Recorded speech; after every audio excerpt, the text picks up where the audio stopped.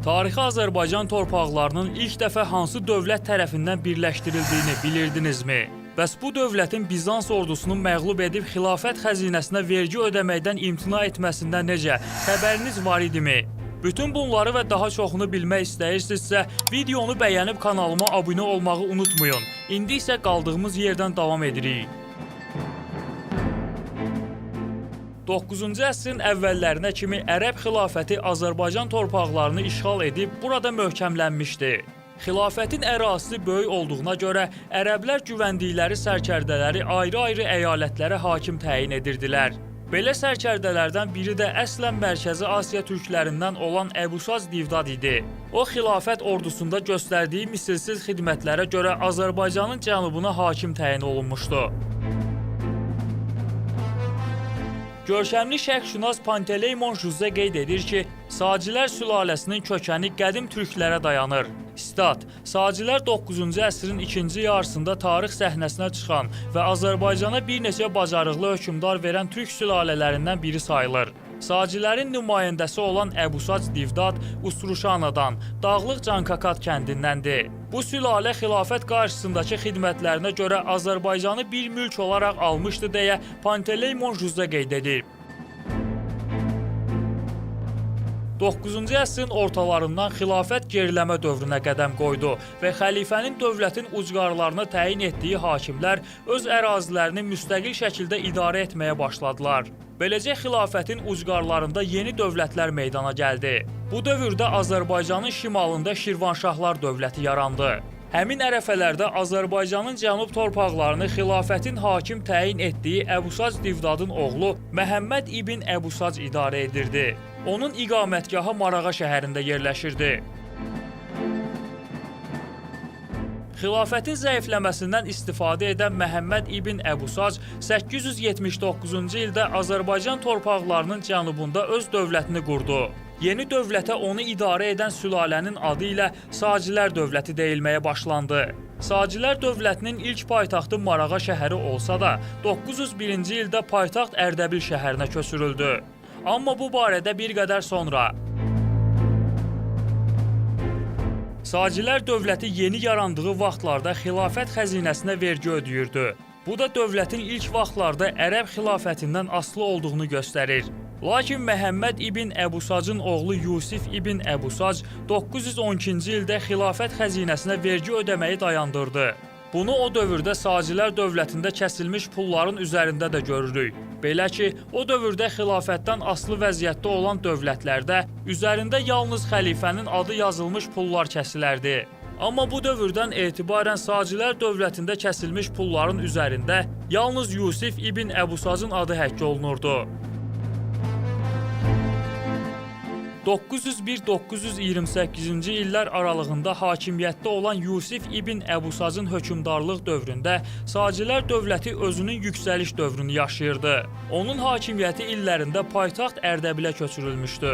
Bundan sonra Ərdəbil şəhəri böyüyüb inkişaf etməyə başladı və şərqin ən böyük yaşayış mərkəzlərindən birinə çevrildi. Yusif ibn Əbusac hərbi gücünə arxalanıb dövlətinin sərhədlərini genişləndirməyə başladı. Əvvəl Şirvanşahları özündən asılı vəziyyətə salan Yusif ibn Əbusac 914-cü ildə Gürcü knyazlıqlarının üzərinə yürüş təşkil etdi. Bu yürüşlərdən sonra Gürcüstanın şərq hissəsi Sacilər dövlətinin nəzarəti altına düşdü. Bununla barışmayan Bizans imperatoru 7-ci Konstantin Sacilərin üzərinə ordu göndərdi. Lakin Sacilər Bizans qüvvələrini darmadağın etdilər. 917-ci ildə Samanilər dövləti ilə müharibəyə başlayan Yusif ibn Əbusac Zəncan, Əbhər, Qəzvin və Rey şəhərlərini ələ keçirdi. Sacilərin bu qələbəsi Samaniləri dəstəkləyən xəlifə Müqtədiri qəzəbləndirdi. Buna görə də xəlifə ən güclü ordusunu Sacilərin üzərinə göndərdi. Vəziyyəti belə görən Yusif ibn Əbusac Ərdəbilə çəkildi.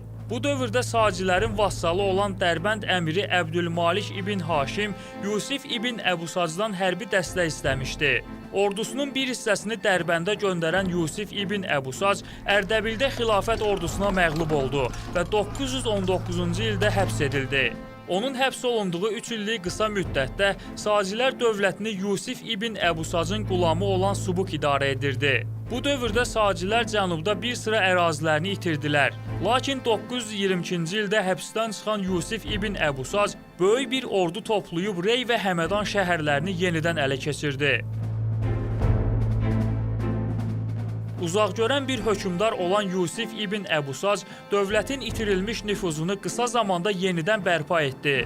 O yenə Şirvanşahları və Gürcü knyazlıqlarını özündən asılı vəziyyətə saldı. Onun hakimiyyəti illərində Dərbənddən Zəncana qədər uzanan tarixi Azərbaycan torpaqları ilk dəfə olaraq bir mərkəzdə birləşdirildi. Ona görə də Sacilər bütün Azərbaycan torpaqlarını bir mərkəzdə birləşdirən ilk dövlət kimi tarixə düşüb. 920-ci illərin sonunda Abbasilər xilafətində Qərmətilər hərəkatı başlandı. Qərmətilərlə tək mübarizə apara bilməyən xəlifə Müqtədir keçmiş düşməni Yusif ibn Əbusacdan kömək istədi. Atasının və babalarının ərəb xilafətinə xidmətlərini göz önünə gətirən Yusif ibn Əbusac xəlifənin bu təklifini geri çevirmədi.